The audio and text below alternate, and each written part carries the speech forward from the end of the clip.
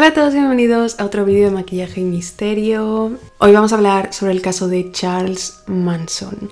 Es un caso que he querido hacer desde el principio del canal, pero que tiene tanta información que no he encontrado el momento de ponerme de verdad a buscar toda la información de este caso, pero ya he encontrado el momento y hoy vamos a hablar sobre Charles Manson. Es un caso con mucha información, así que supongo que este caso se hará largo, pero es demasiado interesante.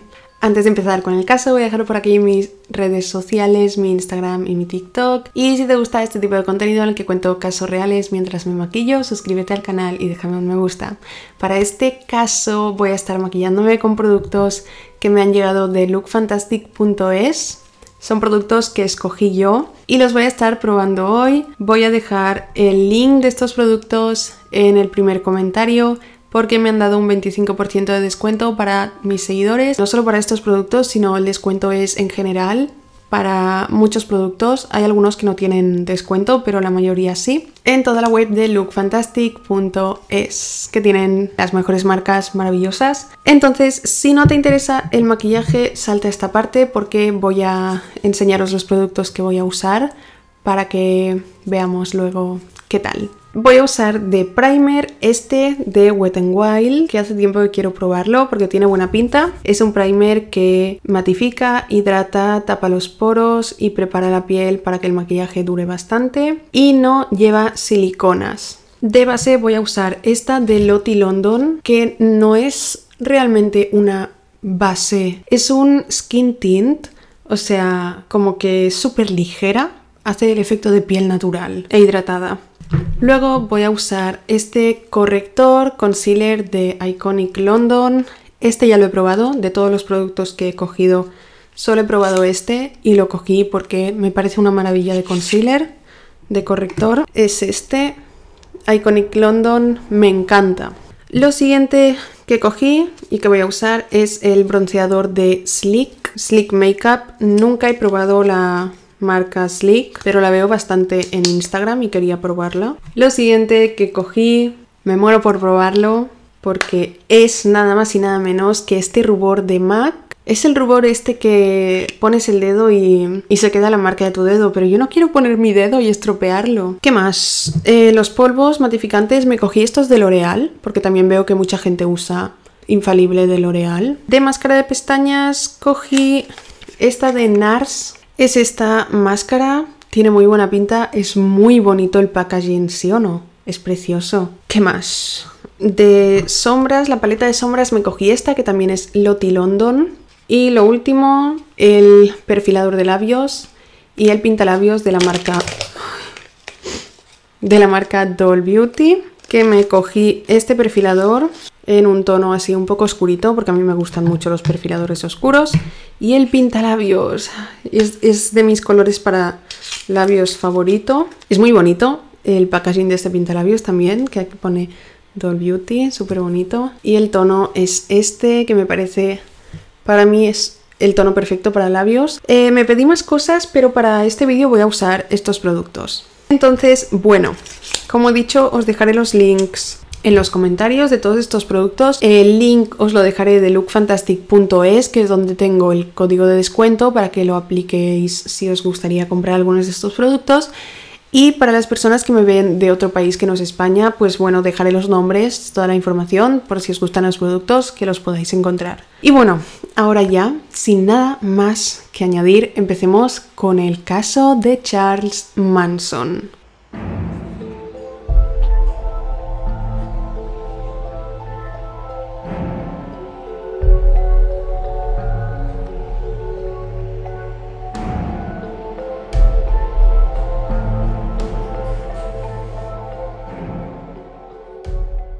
Charles Miles Maddox nació el 12 de noviembre de 1934. Su madre se llamaba Kathleen Maddox. Era soltera y tenía 16 años en el momento del nacimiento de Charles. Charles nació en el Hospital General de Cincinnati, Ohio, Estados Unidos. Cuando Charles nació no tenía nombre, su madre no tenía nombre para él, así que lo llamó sin nombre Maddox.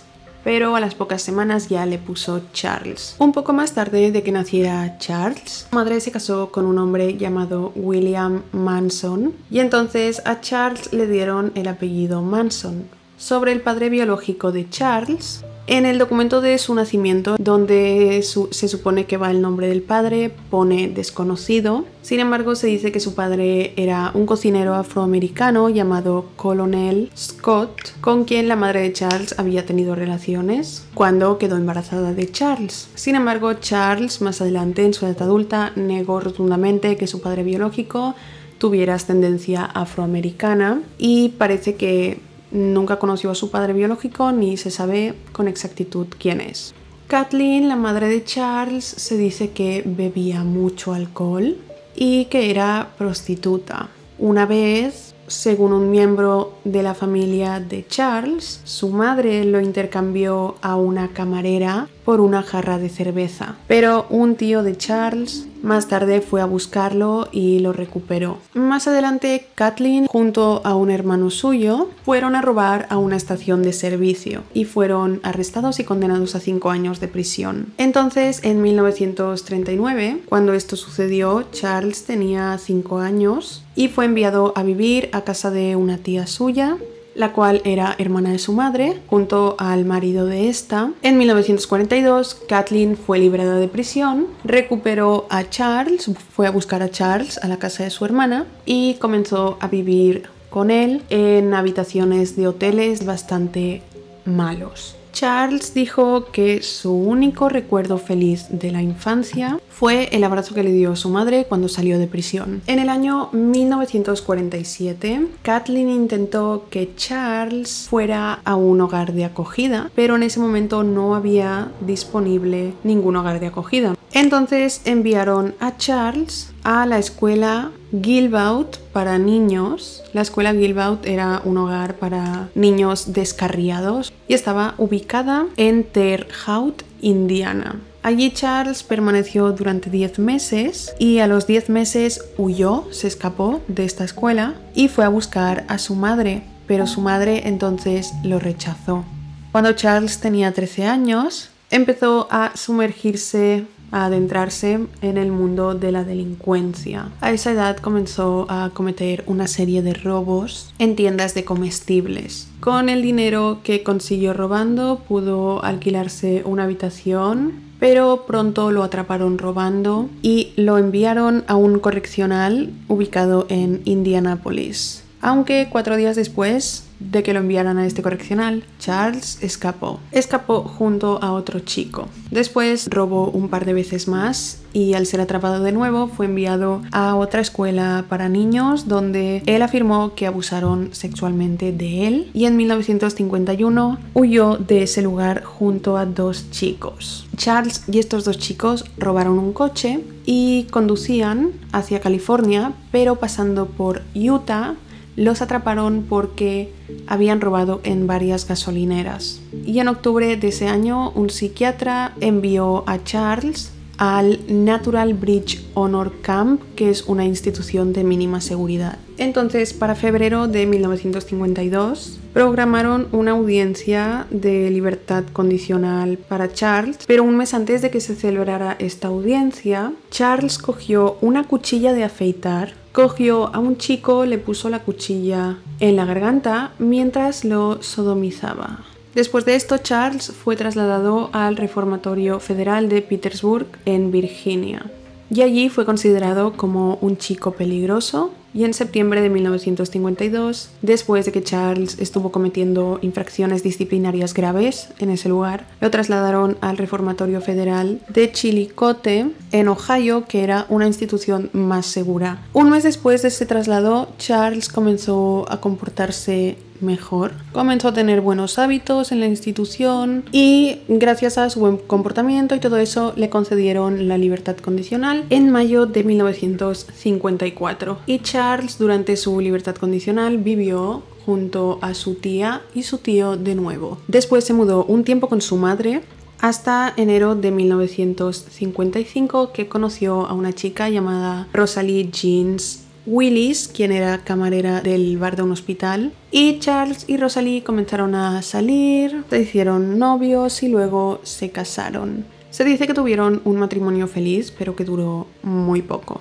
Charles, mientras estaba con Rosalie, encontró algunos trabajos ocasionales y también robaba coches para vivir. Rosalie quedó embarazada y Charles y ella se mudaron a Los Ángeles con un coche que Charles había robado en Ohio. Y 3 meses después de su llegada a Los Ángeles, Charles fue acusado por delito federal por robar un vehículo, el que había robado en Ohio. Y le dieron 5 años de libertad condicional. Entonces, más tarde fue acusado de nuevo por robo de otro vehículo en Florida. Y en marzo de 1956 fue arrestado de nuevo en Indianápolis y condenado a 3 años de prisión en Terminal Island, San Pedro, California. Mientras Charles estaba en prisión, Rosalie dio a luz, tuvo un niño a quien llamaron Charles Manson Jr. Durante la estancia de Charles en prisión, Rosalie lo iba visitando junto a su madre, pero en marzo de 1957 dejó de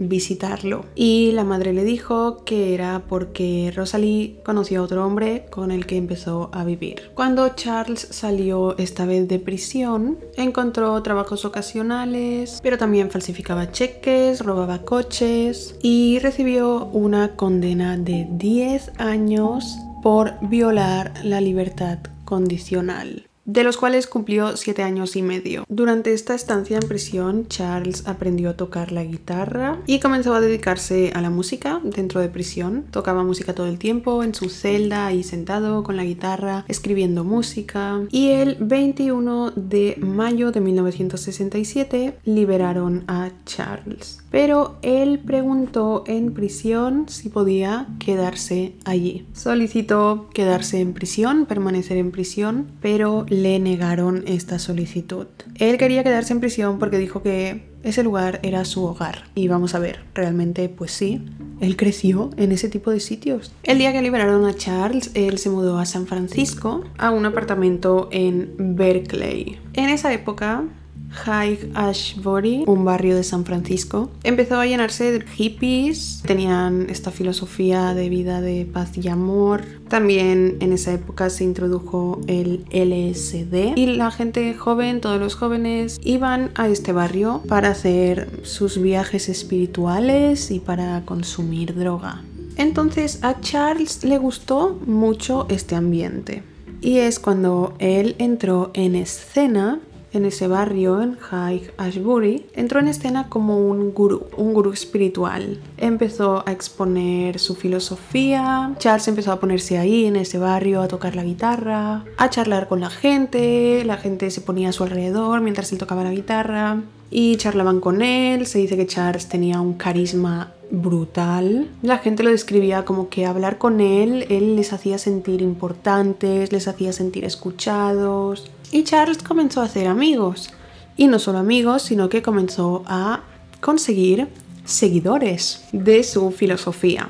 Una de las primeras seguidoras de Charles fue una chica llamada Lynette Fromm. Luego Charles conoció a Patricia Krenwinkel. Entonces vamos a hablar sobre Patricia. Bueno, de todos los involucrados, de todos los seguidores de Charles que se unieron a su familia, la que llamó familia Manson. Voy a hablar un poquito de ellos porque son las personas con las que cometió los crímenes. Entonces, Patricia Krenwinkel nació el 3 de diciembre de 1947 en Los Ángeles. El padre de Patricia era vendedor de seguros y su madre era ama de casa. Patricia asistió a la escuela preparatoria de Westchester y en la escuela sufría bullying. Era una chica que tenía baja autoestima. A sus 17 años sus padres se divorciaron y Patricia se quedó con su padre viviendo en Los Ángeles y después de graduarse de la escuela consideró convertirse en monja.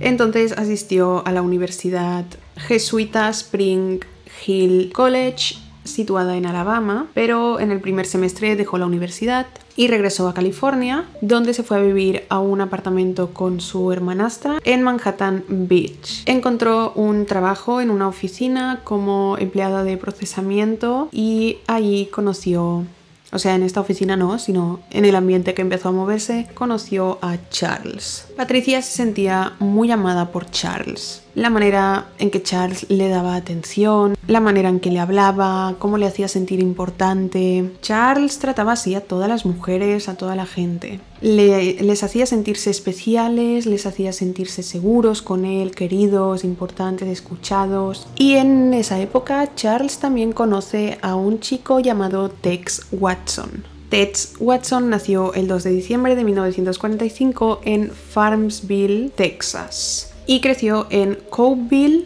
Texas. Tex era el pequeño de 3 hermanos. En la escuela era un estudiante de honor, destacaba como atleta y también fue editor del periódico de la escuela. En septiembre de 1964, Tex se trasladó a Denton, Texas, para asistir a la universidad y en enero de 1967 comenzó a trabajar como mozo de equipaje en una aerolínea, donde consiguió un billete de avión gratis y fue a visitar a su hermano, quien vivía en Los Ángeles. Cuando visitó Los Ángeles le llamó mucho la atención y le interesó mucho este estilo de vida psicodélico de finales de los 60 y es cuando conoció a Charles Manson. Como he dicho, Charles comenzó a presentarse a la gente como un gurú espiritual y estas personas se convertían en sus seguidores, los cuales empezaron a ser miembros de la familia Manson. Charles era el líder y los demás eran los seguidores, pero todos eran como una familia. A los hombres que se unían a la familia Manson,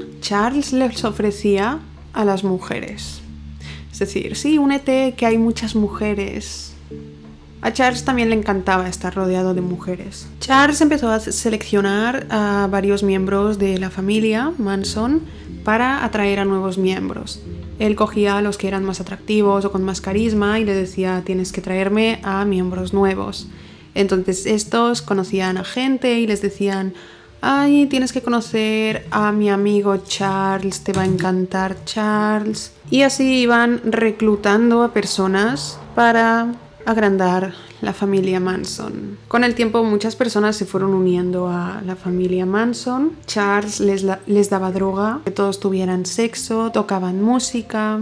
Casi todos los seguidores de Charles habían tenido una vida parecida, en plan eran jóvenes que habían escapado de sus casas y cosas así. En verano de 1967, Charles y sus seguidores, su familia, toda la familia Manson, se fueron de San Francisco recorriendo en un autobús toda la costa hasta que llegaron a Los Ángeles y ahí decidieron quedarse. En marzo de 1968, 2 chicas, miembros de la familia de Charles, estaban caminando por Sunset Boulevard y decidieron ya volver a casa y hicieron autostop. Entonces la persona que las recogió fue Dennis Wilson. Dennis Wilson era un músico estadounidense, miembro de la banda The Beach Boys. Era batería del grupo, un grupo musical que era muy popular. Las 2 chicas subieron al coche de Dennis y comenzaron a contarle sobre Charles, sobre este amigo que deberías conocer, que es tan increíble, es un gurú espiritual.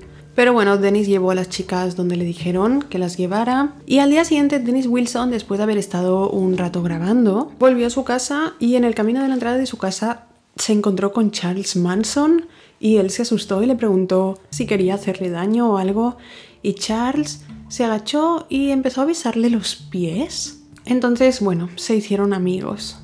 Empezaron a pasar mucho tiempo juntos y más tarde Charles y toda su familia, la familia Manson, se mudaron a casa de Dennis Wilson, a su casa de Sunset Boulevard. Vivieron con él. Todo el día consumían drogas, tocaban música, escribían música, grababan. Y Dennis quería que Charles fuera parte del grupo musical de Beach Boys, pero el resto de miembros de este grupo musical decían que Charles no les caía bien, que sentían que no era bueno, que sentían muy malas vibraciones acerca de él y le dijeron a Dennis Wilson que se deshiciera de él porque no les gustaba ni un pelo. Y finalmente Dennis expulsó de su casa a Charles y a la familia Manson y ahí cortaron la amistad. Entonces, mientras Charles había vivido con Dennis Wilson, conoció a un hombre llamado Terry Melcher, quien era un productor musical. En casa de Dennis Wilson estuvieron componiendo canciones, escribiendo canciones, grabando canciones, y Terry Melcher parece que utilizó y alteró música de Charles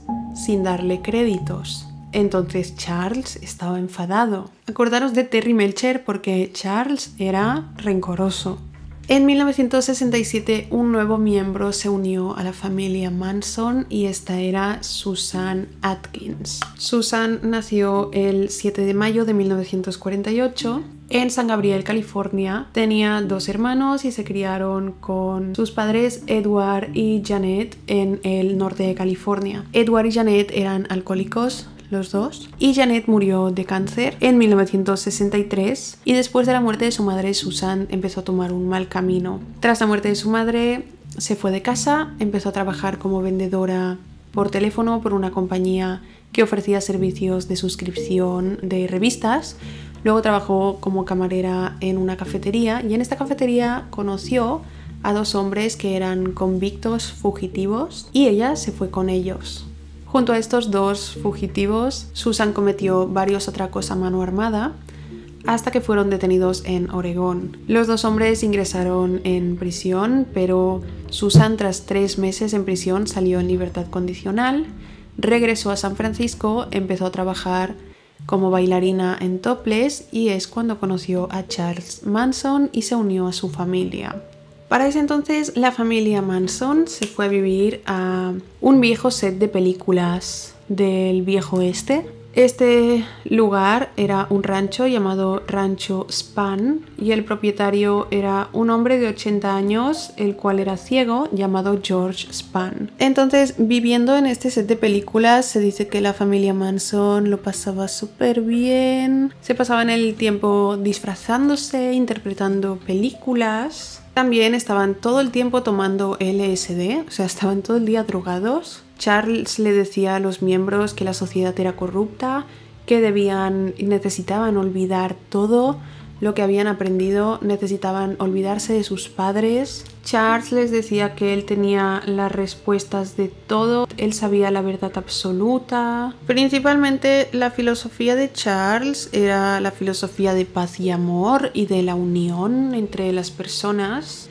pero poco a poco se fue volviendo un tanto paranoico. Y pues claro, el ambiente era como para volverse loco. Estaban todo el día ahí, la familia, aislados en el rancho, consumiendo drogas todo el tiempo. Charles comenzó también a prohibirle a los miembros de la familia que salieran del rancho sin su permiso, o sea, que se fueran por ahí sin su permiso. También les prohibía escuchar música, solo podían escuchar a los Beatles y a la banda de Moody Blues o la propia música de Charles. Charles también pensaba que pronto se iniciaría una guerra racial por las protestas que hubo en 1966 en Estados Unidos por la guerra de Vietnam. En julio de 1969, uno de los miembros de la familia, Tex Watson, pues él fue a comprar droga.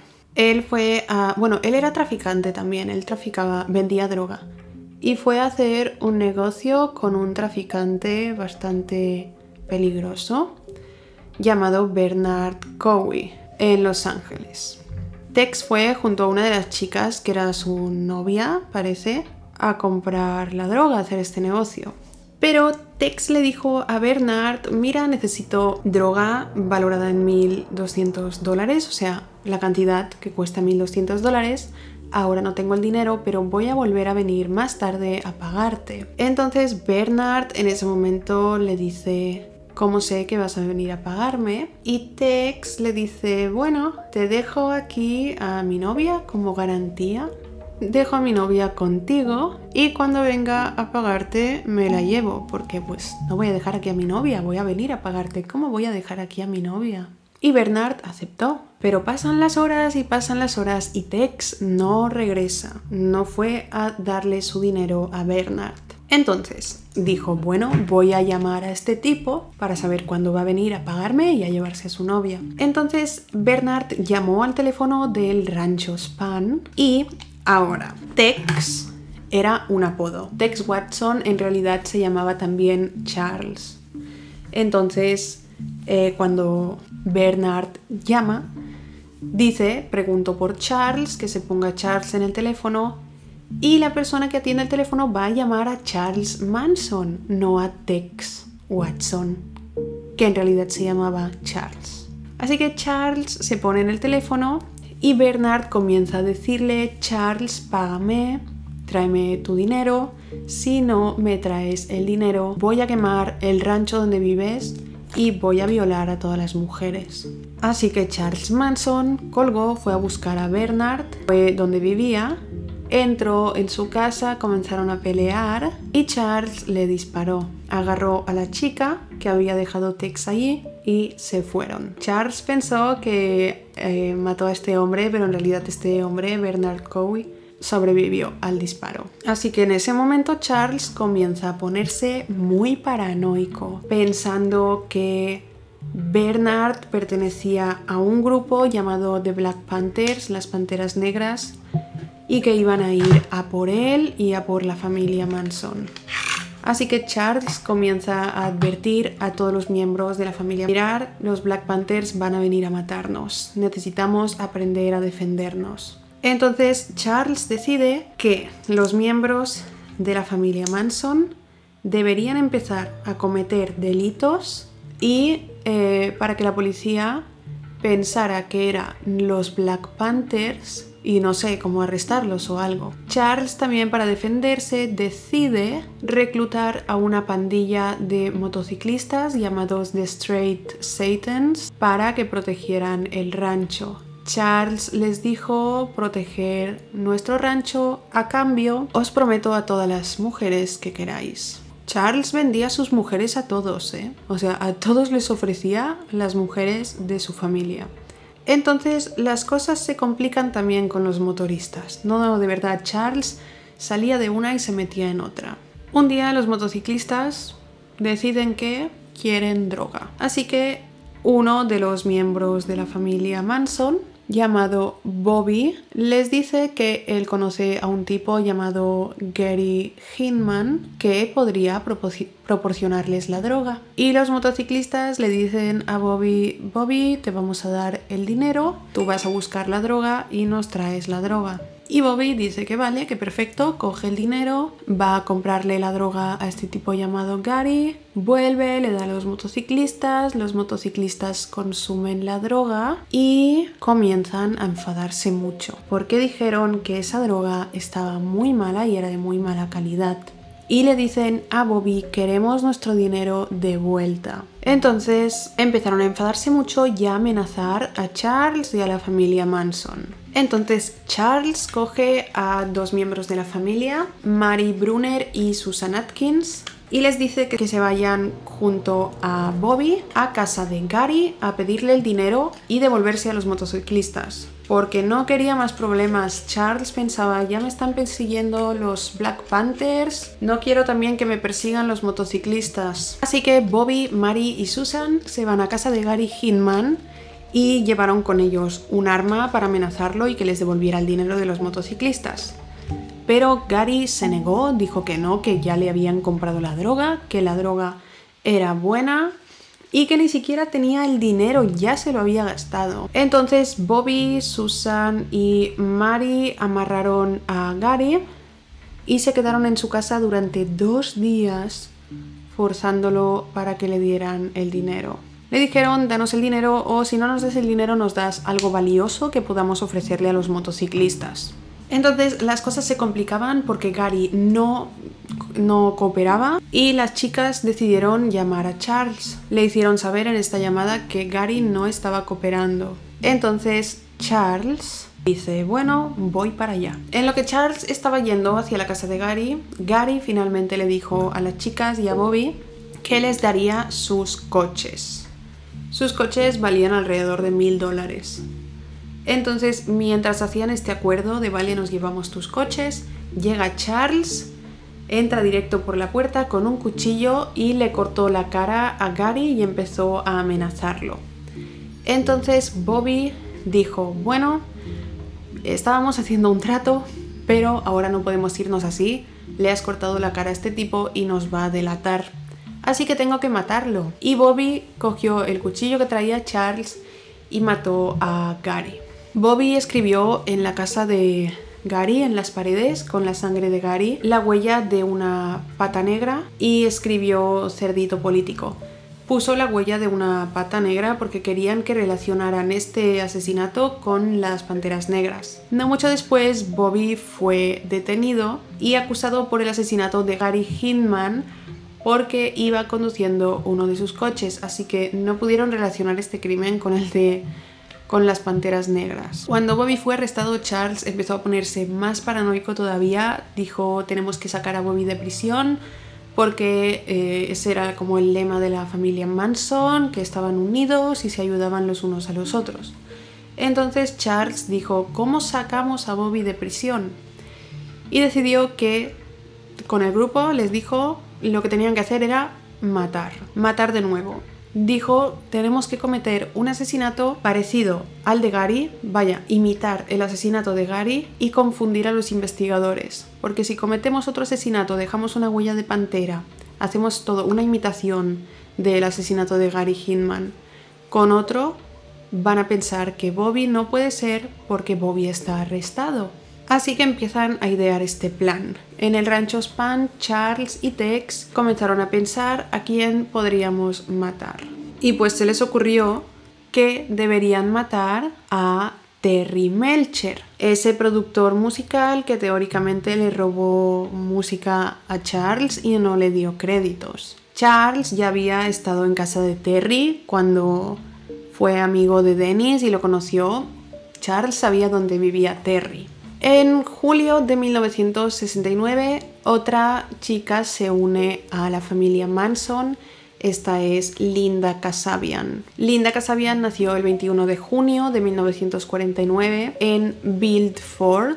Creció con su padre, que era trabajador de la construcción, y con su madre, que era ama de casa. Sus padres no se llevaban nada bien y el padre abandonó a la familia cuando Linda era pequeña. Linda era la mayor y tenía muchos hermanos y hermanastros pequeños, y la madre de Linda dijo que como tenía que cuidar a tantos niños, no fue capaz de darle a Linda la atención que necesitaba cuando era adolescente, y ella misma dijo, la madre de Linda, yo no tenía tiempo para escuchar sus problemas, mucho de lo que ha ocurrido con Linda es mi culpa. Linda fue descrita como una chica inteligente, buena estudiante, amable y tímida, pero que se la obligó a crecer muy deprisa. Y a la edad de 16 años, Linda escapó de casa porque no se llevaba nada bien con su padrastro. Linda, con 16 años, al escapar, se casó con un hombre, pero luego se divorció y se trasladó a Miami y trató de contactar con su padre biológico, pero su relación con él no funcionó. Linda entonces viajó a Boston, donde se casó con otro hombre, Robert Kasabian, con el que tuvo una hija en 1968.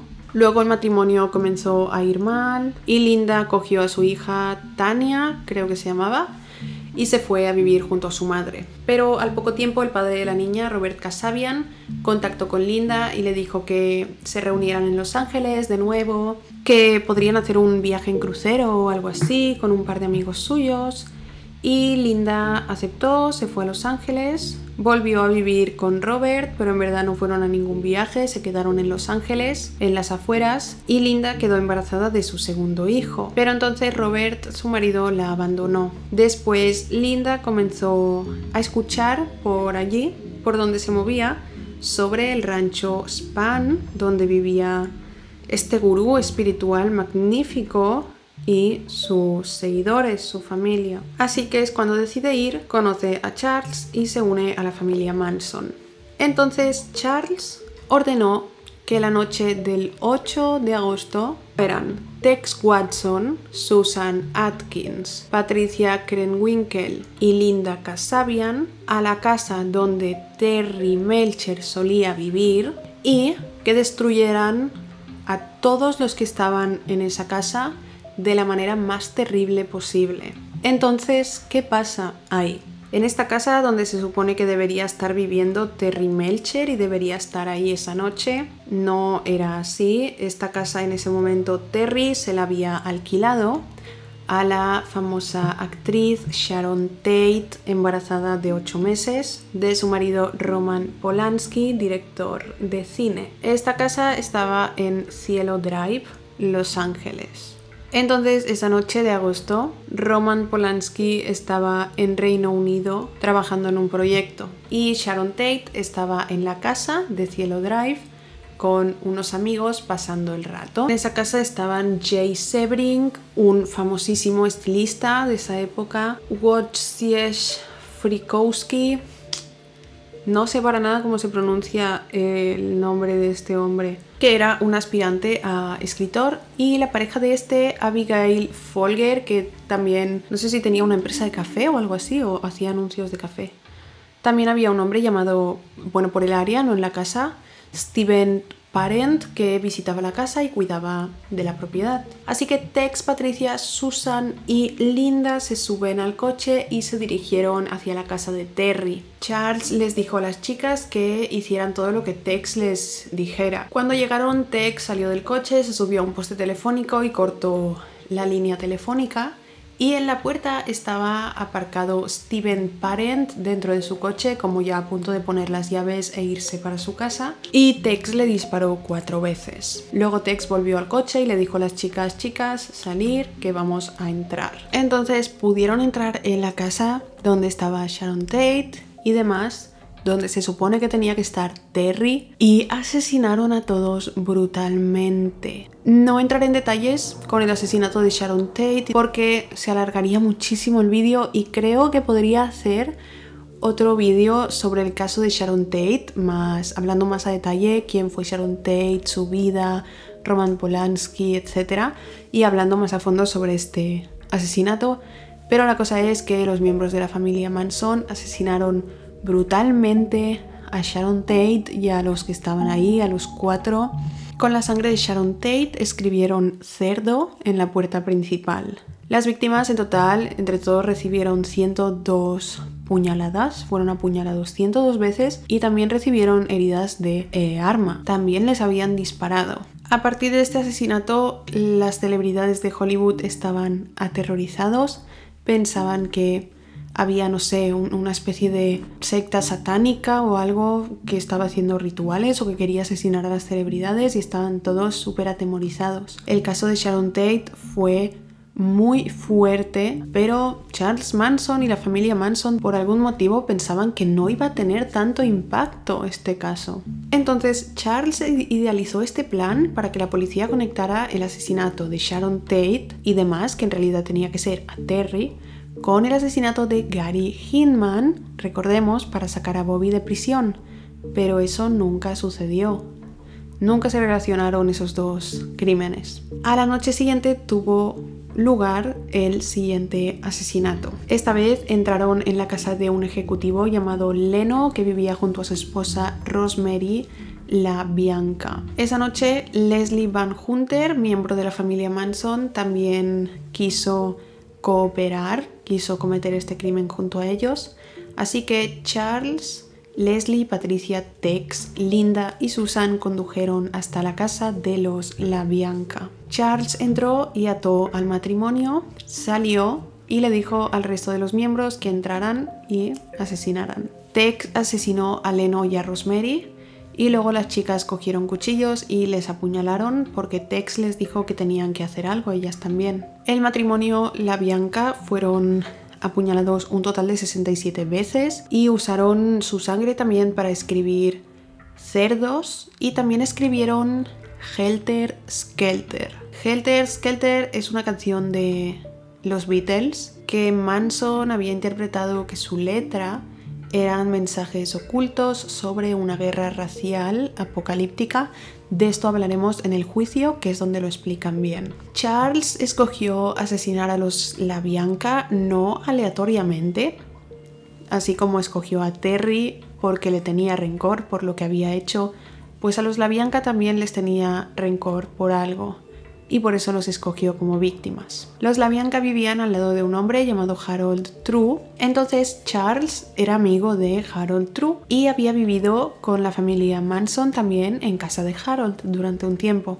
Causaban mucho alboroto, normal, eran mucha gente, y un día los vecinos, el matrimonio LaBianca, llamaron a la policía y esto provocó que Charles y su familia tuvieran que irse de la casa de Harold. Charles, cuando entró en la casa de los LaBianca y los ató, también se llevó la billetera de Rosemary porque necesitaba dinero para pagarle a los motociclistas a quien todavía no les había pagado el dinero de la droga mala. Después de este asesinato de los LaBianca, Charles y los demás miembros de la familia que fueron con él condujeron hasta la casa del club de motoristas sobre las 4 am, supuestamente fueron allí para pagarles. En el rancho Span había un trabajador llamado Donald Shee, que era un actor de doblaje de acción de Hollywood de ese momento y también se dedicaba a ayudar en el rancho. Y a este señor, Donald, no le gustaba nada la familia Manson. Creía que se estaban aprovechando de el hombre ciego, propietario del rancho de 80 años, y como que empezó a meterse un poco con ellos, ¿no? A hacerles saber que no les gustaba. Entonces, el 16 de agosto del 69, 26 miembros de la familia Manson fueron arrestados bajo sospecha de robo de coches. Sin embargo, fueron liberados poco después. Y debido a esto, Charles pensó que Donald había llamado a la policía y los había acusado. Donald Shee repentinamente desapareció y nunca más volvió a verlo nadie. La familia Manson, como pensaron que la policía probablemente tenía la mira hacia ellos, decidieron mudarse a Barker Ranch en Death Valley. Barker Ranch era una propiedad minera bastante antigua que estaba muy aislada. Y ya con todo esto pasamos a cómo fue el momento del arresto y cómo se descubrió a la familia Manson, que eran culpables de los asesinatos. El 12 de octubre de 1969, la policía allanó Barker Ranch bajo sospecha nuevamente de robo de coches. Y otra vez 24 miembros de la familia Manson fueron arrestados. Esta vez, mientras estos 24 miembros estaban en prisión, Susan Atkins dijo a sus compañeras de celda, alardeando: yo y mi familia, la familia Manson, estamos involucrados con el asesinato de Sharon Tate. Una compañera de celda le dijo al policía lo que había dicho Susan. Esta lo dijo para que le rebajaran la condena. En diciembre del 69, Charles Manson y 5 miembros fueron acusados del asesinato de Sharon Tate y de los LaBianca. Y el 15 de junio del año 1970, comenzó el juicio. Charles Manson primero pidió permiso para ser su propio abogado, pero le negaron esta petición. Susan Atkins dio un testimonio, describió a detalle los asesinatos de Sharon Tate y los 3 que estaban con ella y de los LaBianca. Ella no mostraba nada de emoción, no tenía emoción alguna, no mostraba remordimientos, y entonces, como ella describió los crímenes y vieron que Charles no estaba en ninguno de estos crímenes, es decir, él no mató a nadie, él tenía las manos limpias. Entonces tuvieron que buscar otras pruebas para acusar a Charles. Charles hizo un circo de los juicios, o sea, le decía a los miembros de la familia que estaban también arrestados que de repente tenían que cantar, de repente tenían que gritar, cosas muy extrañas. Charles se cortó una X en su frente y era para simbolizar su retiro de la sociedad, y las 3 chicas, Susan, Linda y Patricia, hicieron lo mismo. Entonces, en la corte se presentó la historia Helter Skelter por Vincent Bugliosi. Vincent era el fiscal y Vincent, sin decirle a nadie, estaba pensando en escribir un libro sobre este caso. Así que le dijo a un compañero suyo: oye, ven a los juicios, anota, empieza a anotar para que yo luego pueda escribir un libro. Entonces, el libro de Vincent, que se llama Helter Skelter, la verdad sobre la familia Manson o algo así, el libro de crímenes reales más vendido de la historia, decía que Charles Manson formó un culto con personas que no querían formar parte de la sociedad. Charles quería ser una estrella de rock, estaba obsesionado con los Beatles y pensaba que los Beatles estaban prediciendo una guerra racial a través de mensajes ocultos en sus canciones y que él necesitaba prepararse para esta guerra racial. Charles le lavó el cerebro a los miembros de su familia, de la familia Manson, y les ordenó matar a Gary Hinman. Luego ordenó matar a gente blanca para incriminar a gente negra. Entonces, quería que sus miembros mataran a gente blanca y cuando lo hicieran dejaran mensajes del álbum blanco de los Beatles en la escena del crimen para que esto condujera al inicio de una guerra racial. Una vez comenzara esta guerra, Charles y su familia se esconderían en el desierto y cuando terminara la guerra, Charles saldría y se convertiría en el líder del ejército negro y reconstruiría el mundo. Bueno, la realidad es que Charles era un hombre súper racista. Esta historia le dio a Vincent un montón de fama y dinero, como ha dicho, el libro de asesinatos reales más vendido. Después de que Vincent presentara esta historia, Charles, el 29 de marzo, fue acusado de 7 cargos de asesinato en primer grado y de conspiración para cometer asesinato. Patricia, Leslie, Susan, Tex fueron acusados de asesinato y el jurado pidió la pena de muerte para ellos y para Charles. Pero en 1972 anularon la pena de muerte y las sentencias de estos se convirtieron en cadena perpetua, cambiaron a cadena perpetua. Linda Kasabian, que no fue a prisión, Linda Kasabian durante el juicio llegó a un acuerdo de inmunidad, también es que tenía muy buenos abogados parece, y actuó como la principal testigo de acusación, dijo todo lo que quisieran saber los investigadores, por lo que no fue sentenciada a ningún crimen, no fue acusada de nada. Bobby también fue sentenciado a cadena perpetua por asesinar a Gary Hinman y Steven, otro miembro de la familia que no había nombrado hasta ahora, fue acusado del asesinato de Donald Shea. Lo relacionaron con el asesinato de Donald, este hombre actor de doblaje de acción de Hollywood, el que desapareció en el rancho, pero después de cumplir 15 años se le concedió a Steven la libertad condicional porque confesó a las autoridades dónde se encontraba el cuerpo de Donald. Charles Manson murió en prisión con 83 años el 19 de noviembre de 2017 por un ataque al corazón. Susan Atkins también falleció en prisión en el año 2009 y Patricia Krenwinkel le han negado la libertad condicional, se la siguen negando múltiples veces, sigue en prisión, tiene 74 años, Leslie tiene 73 años, sigue en prisión y Tex tiene 76 años y sigue en prisión. Entonces, esto es todo sobre el caso de Charles Manson. Charles Manson era un total perturbado que necesitaba como esta atención, como esta alabanza de todos sus seguidores. Consiguió que los demás mataran por él, cometieran crímenes por él, consiguió manipular, lavar el cerebro a todos estos jóvenes. Los miembros de la familia Manson eran extremadamente leales a Manson, literalmente harían cualquier cosa por él, lo hicieron. Es como que para ellos Charles era su todo, era su Dios, era Charles un maestro de la manipulación. Entonces, dejadme en comentarios qué opináis de este caso. Si sabéis más información, dejadla en comentarios. Creo que este caso habrá sido muy largo. Me duele la mandíbula. En serio, me duele aquí. He hecho casos largos ya, pero creo que he hablado mucho. Bueno, dejadme qué opináis de este caso. Quiero saber qué opináis de Charles Manson y de todo lo que sucedió. No olvidéis seguirme en Instagram, en TikTok. Gracias por ver mi vídeo y nos vemos en el próximo. Chao.